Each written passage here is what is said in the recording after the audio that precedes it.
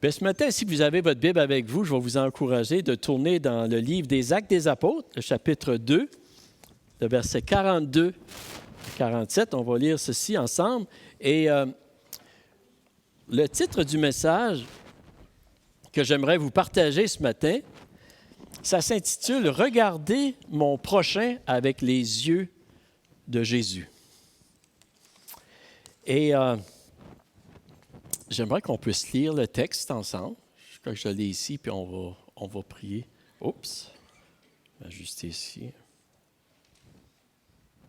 OK.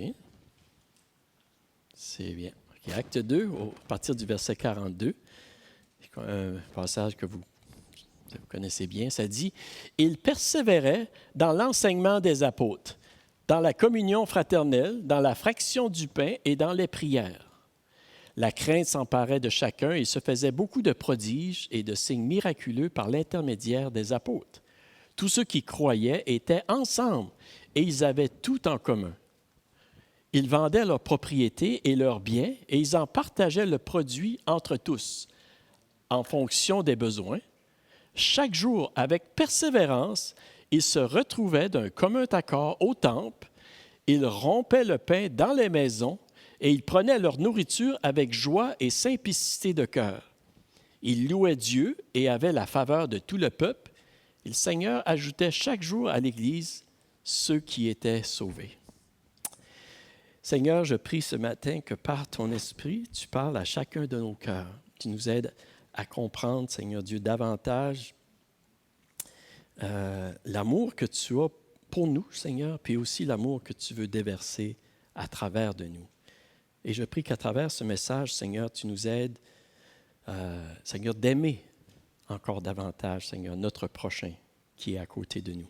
Que ce soit dans ce monde, ou que ce soit dans l'Église, ou, Seigneur, partout, je prie que tu nous aides. Et je prie que tu m'aides à partager ce message comme tu voudrais que je le partage pour le bien, Seigneur, de ton peuple, pour ta gloire, pour l'avancement de ton royaume. Je te demande ces choses, dans le nom de Jésus. Amen. Amen. Le thème que j'avais sur mon cœur de partager, en fait, au début de l'année 2022, j'en ai glissé quelques mots, c'était dans les maisons et au temple. C'était ça, le thème. Et ça parlait justement, c'est un thème de l'importance de vivre notre vie chrétienne, vous savez, 7 jours sur 7. Et l'importance aussi de se réunir à l'Église et aussi dans nos maisons pour profiter de la communion fraternelle. C'était ça. Et ça a été difficile, on peut dire, depuis 2 ans, de se réunir, soit au temple ou soit dans les maisons, vous savez. Et à travers toutes les choses imprévues qui se sont déroulées, comme vous savez, bien, je n'avais pas vraiment eu la chance d'adresser le sujet, mais aujourd'hui, j'aimerais en parler un peu, surtout de la communion fraternelle. On est tous conscients que nous vivons, vous savez, des moments de plus en plus difficiles sur la planète Terre. Hein? Et que nous soyons un croyant ou non, la Bible prédit qu'il va y avoir des temps difficiles avant le retour du Seigneur, avant la fin de notre monde tel que nous le connaissons présentement. Vous savez. Et je crois que nous approchons de plus en plus de ces temps-là avec tout ce qui se passe. Et vous savez, les temps difficiles, ils vont affecter toutes les personnes qui se trouvent sur la terre. Un peu comme la pluie et la neige, vous savez, lorsqu'elles tombent sur tout le monde. Hein? C'est vrai, elles tombent sur les bons et sur les moins bons. Hein? C'est ça. Mais vous savez, il y a une différence, par exemple, dans la manière que nous pouvons vivre et traverser les moments difficiles qui peuvent survenir dans notre vie. On peut les traverser avec Dieu, avec Jésus, ou sans Jésus. Hein? C'est vrai. Et aussi, vous savez, on peut les traverser avec la famille de Dieu à nos côtés ou sans la famille de Dieu à nos côtés. Et je crois vraiment que le Seigneur, vous savez, il veut qu'on la traverse avec la famille de Dieu. Jésus ne nous a jamais promis que ce serait facile et confortable de le suivre et de marcher dans sa volonté. Non. En fait, au contraire, il nous a plutôt promis le contraire. Hein? Jésus a dit, hein, si quelqu'un veut être mon disciple, qu'il renonce à lui-même, qu'il se charge de sa croix et qu'il me suive. En effet, celui qui voudra sauver sa vie la perdra, mais celui qui la perdra à cause de moi la retrouvera. C'est vrai, vous savez, des temps difficiles. Le Seigneur nous l'a promis. Mais le Seigneur nous a promis aussi d'être avec nous jusqu'à la fin et de nous donner la grâce suffisante en toutes circonstances. Et c'est pour ça que nous pouvons, vous savez, nous pouvons toujours nous réjouir dans le Seigneur. L'apôtre Paul a dit, réjouissez-vous toujours dans le Seigneur. Je le répète, réjouissez-vous. Hein? Et c'est pourquoi aussi nous pouvons toujours lui rendre grâce en toutes choses. Et l'apôtre Paul a dit aussi aux Thessaloniciens, il dit, rendez grâce en toutes choses, c'est à votre égard la volonté de Dieu en Jésus-Christ. Amen. Mais de quelle façon est-ce que le Seigneur vient rencontrer nos besoins et nous accorder sa grâce suffisante pour que nous puissions se réjouir puis lui rendre grâce en toutes circonstances? Il y a plusieurs manières, vous savez, que Dieu vient nous rencontrer, qui vient nous fortifier, qui vient guérir nos cœurs, qui vient nous encourager, qui vient nous consoler dans toutes nos afflictions, qui vient pourvoir à tous nos besoins selon sa richesse. Il y a plusieurs moyens que Dieu utilise, mais un de ces moyens-là aussi, c'est à travers la famille de Dieu.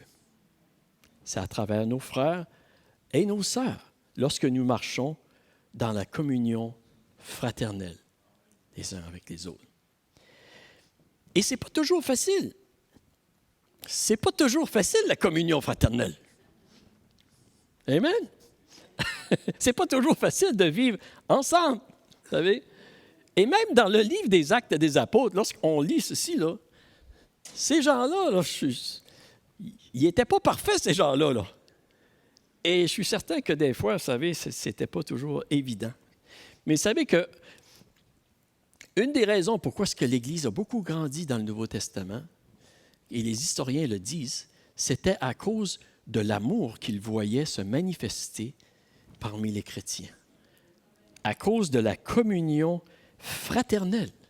Les gens étaient remarquables. Et c'était, en fait, comme Jésus avait dit, ils reconnaîtront que vous êtes mes disciples à l'amour que vous avez les uns pour les autres. Mais comment? Comment est-ce que ce groupe de croyants-là, vous savez, comment est-ce qu'ils ont pu arriver à vivre cette communion fraternelle qui était un témoignage puissant vraiment pour la communauté, puis l'un pour les autres? Comment? Comment est-ce qu'ils ont pu, vous savez, arriver à s'aimer assez pour partager leurs biens, comme on voit, et d'être un à côté de... Et je vais le dire, comment est-ce qu'ils ont arrivé à s'endurer, à bien s'endurer. Ils n'étaient pas parfaits, vous savez. Et comment est-ce qu'ils ont arrivé à amener une multitude de personnes au Seigneur dans un monde qui était très, très méchant à Dieu? Je vous propose une réponse aujourd'hui. Et la réponse que je vous propose est celle-ci. Ils ont regardé leur prochain avec les yeux de Jésus. Ils ont regardé leur prochain avec les yeux de Jésus. Puis je suis persuadé, vous savez, que c'est la seule façon que nous pouvons arriver à vivre une communion fraternelle profonde et aussi à apporter l'amour de Dieu dans notre monde à l'extérieur qui en a tellement besoin. La première chose que je veux voir avec vous ce matin, c'est ceci. C'est que pour apporter l'amour de Dieu dans notre monde, il faut regarder notre prochain avec les yeux de Jésus. Et je parle de monde à l'extérieur, ou ceux qui n'ont pas encore connu Jésus-Christ personnellement comme leur sauveur. Dans Jean, le chapitre 3, le verset 16 au verset 18, on lit ceci. Ça dit, « En effet, Dieu a tant aimé le monde qu'il a donné son Fils unique afin que quiconque croit en lui ne périsse pas, mais ait la vie éternelle. Dieu, en effet, n'a pas envoyé son Fils dans le monde pour juger le monde, mais pour que le monde soit sauvé par lui. Celui qui croit en lui n'est pas jugé, mais celui qui ne croit pas est déjà jugé parce qu'il n'a pas cru au nom du Fils de Dieu. Comment pouvons-nous aimer notre prochain, vous savez, dans le monde où nous vivons, qui est souvent, nous rencontrons souvent des gens qui sont ingrats, qui sont méchants, qui sont blasphémateurs, qui rejettent l'amour de Dieu. Et on était tous là un jour, comprenez-vous? Comment pouvons-nous, vous savez, aimer? Ouais. Pour aimer, nous devons les voir comme Jésus les voit. Comme Jésus les voit. Nous devons les voir, vous savez, comme une personne, des personnes qui sont estimées par Dieu, qui sont aimées de Dieu. Nous devons les voir comme une personne dont Jésus a porté les péchés sur la croix. Une personne dont Dieu veut qu'elle vienne à la repentance pour qu'elle soit retrouvée. Êtes-vous avec moi? Qu'importe qui il est, qu'importe le mal que cette personne a fait, qu'importe son style de vie, ça ne fait aucune différence. Qu'importe sa foi, sa croyance, qu'importe vraiment.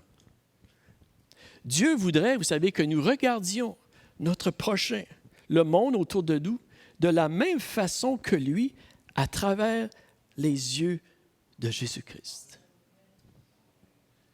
Ou dans une autre façon de le dire, on pourrait dire en plaçant Jésus entre moi et la personne. Plaçant Jésus entre les deux. Et si je place entre moi et cette personne, Jésus, ça va faire toute la différence. Et c'est la seule façon vraiment que nous pouvons réellement aimer, avoir la force d'aimer, apporter l'amour de Dieu dans notre monde. Et surtout envers nos ennemis. Jésus a dit ceci dans Matthieu, le chapitre 5, versets 44 et 45. Il dit, « Mais moi, je vous dis, aimez vos ennemis, bénissez ceux qui vous maudissent, faites du bien à ceux qui vous détestent, et priez pour ceux qui vous maltraitent et qui vous persécutent, afin d'être les fils de votre Père céleste. En effet, il fait lever son soleil sur les méchants et sur les bons, et il fait pleuvoir sur les justes et sur les injustes. Ah. Savez-vous que Dieu est bon même pour les méchants et même pour les injustes? Et nous sommes appelés aussi à faire la même chose avec l'amour de Dieu dans nos cœurs. Jésus, vous savez, là, à la croix, en regardant ceux qui l'avaient crucifié, qu'est-ce qu'il a dit? Il a dit ceci dans Luc 23, 4, ça dit, il a dit, « Père, pardonne-leur, car ils ne savent pas ce qu'ils font. » Ils ne savent pas ce qu'ils font. Et regarder avec les yeux de Jésus, c'est aussi de dire et de penser la même chose. Père, pardonne-leur. Et ce n'est pas toujours facile. Ce n'est pas toujours facile, vous savez, lorsqu'il y a des gens qui se moquent de nous parfois. Hein? Puis des fois, des gens peuvent se moquer de nous, pas nécessairement avec des paroles, mais des fois avec leur regard. Ça vous a-tu déjà arrivé que les gens vous regardent? Puis, moi, ça m'arrive. Des fois, OK, ça, c'est le pasteur. Là. Quand je vais au Titan, là, je suis béni parce qu'il y en a qui viennent. Il y en a qui me regardent. C'est lui qui s'occupe des soins spirituels. Tu connais ça, Eximon, toi aussi, hein? C'est lui qui s'occupe des soins spirituels. Et Jésus a dit sur la croix, Père, pardonne-leur, car ils ne savent pas ce qu'ils font. Vous savez, le Père n'a pas envoyé son Fils dans le monde pour juger le monde, mais pour sauver le monde, comme on vient de lire. Celui qui ne croit pas, ça dit, il est déjà jugé. On n'a pas besoin de juger davantage. On pourrait dire ceci aussi, vous savez, Dieu ne nous envoie pas dans le monde pour juger le monde, mais pour que le monde soit sauvé à travers de nous. Et c'est ce que le monde a besoin de ressentir de notre part, de voir dans nos yeux. Et oui, pour les aimer, nous devons rechercher à regarder les gens qui ne croient pas encore en Jésus avec les yeux de Jésus, avec la compassion de Jésus, avec le sacrifice que Jésus a fait pour eux à la croix. Par amour, le Père a donné son Fils. Par amour, le Fils a donné sa vie. Et en fait, vous savez, l'Église du Nouveau Testament, une des raisons pourquoi ils ont grandi, c'est parce que c'est de cette façon-là qu'ils regardaient le monde autour d'eux. Et c'est de cette façon que nous devons, nous aussi. Et c'est pour... ça, c'est pour notre prochain à l'extérieur. À l'extérieur, c'est pour notre prochain sur la planète qui n'ont pas encore compris l'amour de Dieu manifesté en Jésus-Christ. Mais maintenant, je veux regarder, vous savez, à l'importance de regarder notre frère et notre sœur également dans la famille de Dieu, de les regarder à travers Jésus-Christ, si nous voulons vivre la communion profonde, fraternelle que Dieu nous appelle à vivre. Et la deuxième chose que je veux voir avec vous, c'est ça ce matin. Pour vivre une communion fraternelle profonde, il faut regarder notre frère et notre sœur avec les yeux de Jésus. Et j'aimerais lire dans 1 Jean, le chapitre 4, au verset 9 à 11. Ça nous dit ceci. Jean dit, « Voici comment l'amour de Dieu s'est manifesté envers nous. Dieu a envoyé son Fils unique dans le monde afin que par lui nous ayons la vie. Et cet amour consiste non pas dans le fait que nous avons aimé Dieu, mais dans le fait que lui nous a aimés et a envoyé son Fils comme victime expiatoire pour nos péchés. Bien-aimés, puisque Dieu nous a tant aimés, nous devons nous aussi nous aimer les uns les autres. » OK. Ici, on parle de la communion fraternelle, l'amour fraternel, parce qu'on est membre de la même famille. On a le même esprit, on est des frères et des sœurs, on fait partie de la même famille. Et ce n'est pas toujours facile de s'aimer dans la même famille. Ce n'est pas toujours facile, si vous savez. Et c'est important de nous regarder avec les yeux de Jésus. Ici, l'apôtre Jean appelle les croyants bien-aimés. Il dit, bien-aimés, puisque Dieu nous a tant aimés, nous devons nous aimer aussi les uns les autres. Bien-aimés, le mot ici, c'est agapétos, qui vient du mot agapé, l'amour agapé. Et on donne une définition, bien-aimé, estimé, cher, digne d'amour, élu, il y a différents mots. Mais ici, c'est ça, un bien-aimé, c'est une personne, en fait, qui est digne d'être aimée, c'est une personne qui est aimée, qui est beaucoup aimée. L'apôtre Paul utilise le mot bien-aimé pour parler des chrétiens une multitude de fois. Il dit dans Romains 1,7, il dit « À tous ceux qui sont à Rome, bien-aimés de Dieu, appelés à être saints, que la grâce et la paix vous soient données de la part de Dieu notre Père et du Seigneur Jésus-Christ. » Il les appelle bien-aimés de Dieu. Nous sommes des bien-aimés de Dieu, des agapétos, si vous voulez. Lorsque l'apôtre Jacques aussi, il dit, ne vous y trompez pas, mes frères bien-aimés. Bien-aimés.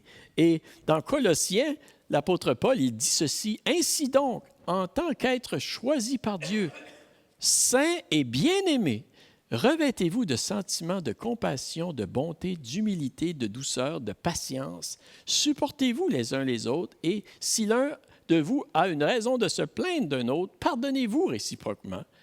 Tout comme Christ vous a pardonné, pardonnez-vous aussi. Mais par-dessus tout cela, revêtez-vous de l'amour qui est le lien de la perfection.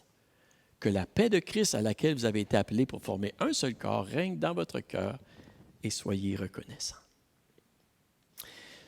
Les enfants de Dieu, vous savez, nous sommes des bien-aimés. J'ai vraiment aimé les chants qu'on a chantés ce matin. Je trouve que ça allait vraiment bien avec ceci. Mais oui, les enfants de Dieu, ceux qui ont cru en Jésus, nés de la famille de Dieu, nous sommes des bien-aimés. Nous sommes des bien-aimés de Dieu. Et vous savez, pour être capable d'aimer nos frères et nos sœurs comme Jésus a aimé, pour être capable, vous savez, de contribuer à l'édification de mon frère et de ma sœur, comme Jésus, de lui faire grâce, vous savez, lorsque nous avons peut-être un différend ou quelque chose comme ça mentionne ici, pour être capable de pardonner, pour être capable d'apporter la grâce, l'amour, l'aide, le support, la consolation que mon frère ou ma sœur a besoin, je dois la voir comme Jésus le voit et la voit, à travers les yeux de Jésus, comme des bien-aimés de Dieu. Je dois me voir comme un récipient de la grâce de Dieu et je dois aussi voir mon frère et ma sœur comme un récipient de la grâce de Dieu, comme une personne qui est bien aimée et une personne vraiment qui peut changer aussi à travers l'amour et la grâce de Dieu. C'est important qu'on se voie de cette façon, vous savez. Il faut mettre Jésus entre moi et mon frère et ma sœur si nous voulons aimer comme Jésus et vivre la vraie communion fraternelle en toutes circonstances. Dans Éphésiens, l'apôtre Paul, il dit ceci. Il dit « Soyez bons et pleins de compassion les uns envers les autres. Pardonnez-vous réciproquement comme Dieu nous a pardonnés en Christ. » Il dit « Soyez donc les imitateurs de Dieu, puisque vous êtes ses enfants bien-aimés, et vivez dans l'amour, en suivant l'exemple de Christ, qui nous a aimés et qui s'est donné lui-même pour nous comme une offrande et un sacrifice dont l'odeur est agréable à Dieu. » J'ai de la compétition ce matin. C'est correct.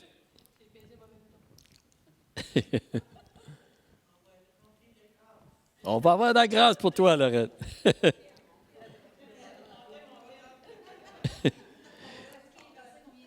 Oui, c'est ça. Vous savez, c'est seulement à la mesure que nous reconnaissons l'amour, la grâce, le pardon, la miséricorde de Dieu envers nous que nous allons être capables d'aimer nos frères et nos sœurs à la mesure de Jésus-Christ qui nous appelle.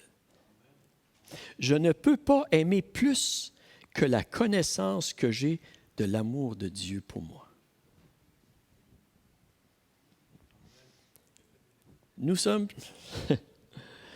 Je ne peux pas aimer plus que la connaissance que j'ai de l'amour de Dieu pour moi. Nous sommes transformés, vous savez, par la connaissance de l'amour de Dieu pour nous, en Jésus-Christ. C'est en transformant notre cœur, vous savez, à l'intérieur, que Dieu nous transforme à son image, que Dieu nous transforme à l'extérieur, que l'on devient des imitateurs de Dieu. C'est important, vous savez, c'est vraiment important qu'on puisse saisir ceci. On est transformé par la connaissance de l'amour de Dieu pour nous. Et ici, l'apôtre Paul, il dit, « Oui, soyez bons et pleins de compassion les uns envers les autres. Pardonnez-vous réciproquement comme Dieu nous a pardonnés en Christ. » Comme Dieu nous a pardonnés. Il dit, « Soyez les imitateurs de Dieu. » Et il dit, « Puisque vous êtes ses enfants bien-aimés, vous l'êtes. Vivez dans l'amour. » Ici, vous savez, lorsqu'il dit « vivez dans l'amour », il y a d'autres traductions vraiment qui disent « marchez dans l'amour ». Et c'est comme une marche quotidienne, on pourrait dire. Vous savez, quand tu vas marcher, une marche quotidienne, habituellement, là, tu n'as pas besoin de penser à tous les pas que tu vas faire. Tu sais. C'est automatique. Tu n'as pas besoin de réfléchir. C'est automatique. Hein? Bien, Dieu, qu'est-ce qu'il veut? C'est que notre cœur, Dieu veut changer notre cœur afin que aimer devienne une chose automatique. Ça devienne notre nouvelle nature. C'est ça le fruit de l'Esprit. Le fruit de l'Esprit qui est en nous. Ça devient automatique d'aimer. Et lorsque ça devient automatique, là, c'est le signe que nous commençons à avoir de la maturité dans le Seigneur. Ça commence. Bon, Jude, as-tu lu mes notes ou quoi, toi? Je vais vous dire quelque chose. Je n'étais pas certain que j'allais vous le dire, mais là, il est trop tard. Hein? Tu sais, ça fait 38 ans que je connais le Seigneur. 38 ans. Et j'ai le sentiment que je commence juste à avoir un petit peu de maturité dans le Seigneur. T'es d'accord, Jude? Fais attention, là! J'ai le sentiment que je commence juste à en avoir un peu parce que mon cœur commence à changer à l'intérieur de moi. Puis à aimer un peu plus comme que le Seigneur aime. Puis des fois, je me dis, wow, Seigneur, ça a pris du temps. Tu sais, mais merci. Lorsque ça devient automatique, wow, ça commence. C'est ça le fruit de l'Esprit, vous savez. Puis dans Éphésiens, le Seigneur nous dit, il nous demande d'être les imitateurs. Il y a une autre chose que je veux voir ici, dans ce texte-là. Ça nous dit, vous savez, que Jésus, il nous a aimés et il a livré sa vie pour nous en offrande. Mais Jésus aussi, vous savez, il a donné sa vie pour nous par amour pour son Père. Par amour pour son Père. Ça dit qu'il a livré sa vie, vous savez, que c'était une offrande et un sacrifice dont l'odeur était agréable à Dieu. Vous savez, nous aussi, nous pouvons choisir d'aimer les gens pour qui ils sont, ou nous pouvons choisir de livrer notre vie en sacrifice en aimant nos frères et nos sœurs, en choisissant de les aimer par amour pour le Seigneur. Et parfois, c'est un sacrifice d'aimer un frère ou une sœur. C'est-tu vrai? OK, je le vois dans vos visages. Hein? Peut-être que des fois, on a peut-être même pensé puis dit, c'est pas vrai que je vais avoir besoin de passer l'éternité avec lui, avec... Seigneur! Y a-t-il des gens que vous avez déjà... Oh, OK. OK. J'aimerais vous donner un petit un secret ou un truc pour vous aider ici. Vous savez, quelquefois, c'est plus facile d'aimer nos frères et nos sœurs par amour pour le Seigneur que par amour pour eux autres, directement. Je dis, Seigneur, je le fais pour toi, Seigneur. Je le fais pour toi, Seigneur. Hein? Des fois. Et sachez, lorsque on choisit d'aimer de cette façon-là, sachez, vous savez que c'est une offrande agréable au Seigneur, d'une bonne odeur pour le Seigneur. Un peu comme ici, vous savez, ça dit c'est une offrande et un sacrifice dont l'odeur était agréable à Dieu. Ça bénit le Seigneur. C'est agréable au Seigneur lorsqu'on choisit de le faire. Il y a d'autres versets aussi dans Hébreux 13 qui disent que c'est vraiment une offrande, la bienfaillance, l'amour envers le Seigneur. Mais simplement, vous savez, ça bénit le Seigneur et aussi ça affermit le lien de l'amour parmi nous dans la famille de Dieu. Et j'aimerais ce matin, juste vous savez, pour conclure, en fait, vous savez, c'est ça. Pour apporter l'amour de Dieu dans notre monde, il faut regarder notre prochain avec les yeux de Jésus. Il faut les regarder de cette façon-là. C'est la seule façon. Et pour vivre une communion fraternelle profonde aussi, il faut regarder nos sœurs et nos frères avec les yeux de Jésus. Et je veux simplement terminer ce matin en regardant qu'est-ce qu'un auteur que probablement plusieurs d'entre vous connaissez, Dietrich Bonhoeffer, qui a été persécuté finalement en Allemagne, qui est mort dans une prison à cause de sa foi. C'était un pasteur. Et il a écrit un livre très intéressant sur la communion fraternelle, sur la vie communautaire. Puis il a dit ceci, que je l'ai mis, c'est une paraphrase, vous voulez, là, mais j'aimerais de vous le lire ce matin. Il dit ceci, il dit, « Lorsque nous parlons de communauté chrétienne et de la communion fraternelle, nous parlons d'une communauté en Jésus-Christ et par Jésus-Christ. C'est-à-dire que c'est seulement par Jésus-Christ que nous pouvons vraiment vivre cette communion-là, d'être unis comme Dieu nous appelle à être unis, et en recevant Jésus. Il dit, « Savez-vous qu'il y a des choses qui sont très destructives à la communion fraternelle? Une de celles-ci est lorsque nos attentes d'une autre personne dépassent la réalité, parce que ceci nous amène à toujours être déçus de ne pas trouver ce que nous espérons. » En fait, si nous attendons trop, ça va nous causer des problèmes dans la communion. Il dit, parce que nous avons un espoir non réaliste et parce que nous ne le trouvons jamais, nous sommes toujours en train de se plaindre. Et Dietrich Bonhoeffer appelle ces gens dans son livre des plaignants perpétuels. OK? Aïe, aïe. Il dit ceci, il dit, la fraternité chrétienne et l'Église ne sera jamais parfaite jusqu'au moment où nous serons tous transformés et semblables à Jésus. Il dit, le problème qui survient est lorsque nous nous attendons à ce que les chrétiens d'une Église vivent la communion fraternelle parfaite.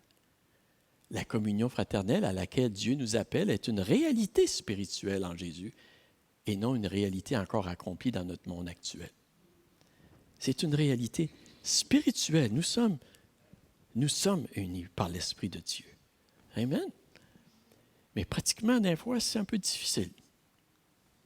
Il dit, si nous pensons que la communion fraternelle ici-bas devrait être parfaite, nous allons continuellement critiquer l'Église, plutôt que de contribuer à bâtir une meilleure communion fraternelle.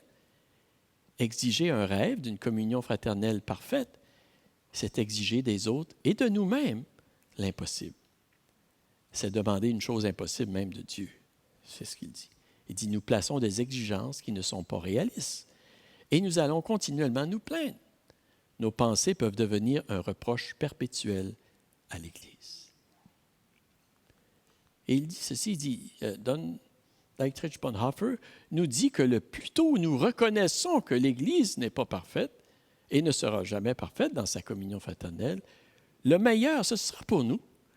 Et c'est une grâce que Dieu nous fait de nous révéler cette vérité.